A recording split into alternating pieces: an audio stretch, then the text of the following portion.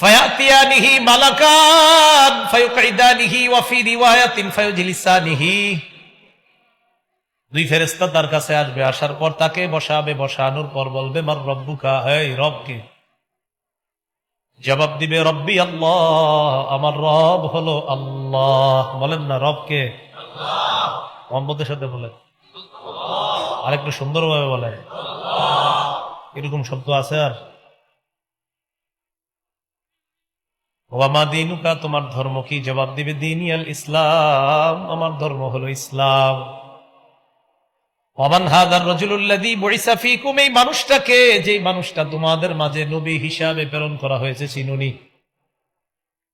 তিনি জবাব দিবে হাদা মুহাম্মাদুন সাল্লাল্লাহু আলাইহি ওয়াসাল্লাম, তিনি হলেন মুহাম্মদ সাল্লাল্লাহু আলাইহি ওয়াসাল্লাম।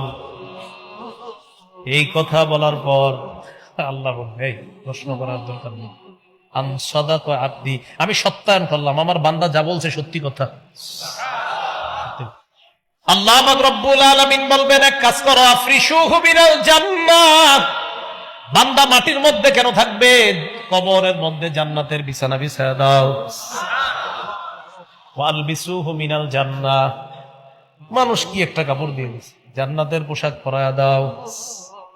ওয়াফতাহু লাহু বাবান ইলাল জান্নাহ, জান্নাত পর্যন্ত কবর থেকে একটা দরজার ব্যবস্থা করে দাও।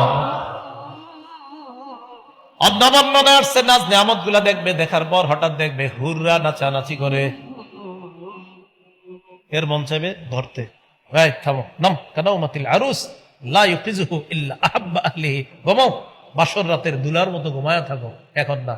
তোমাকে তোমার প্রিয়তমা যেমন জাগ্রত করেছিল, এখানে তোমার প্রিয়তমা নাই, আমি আল্লাহ তোমাকে জাগ্রত করবো।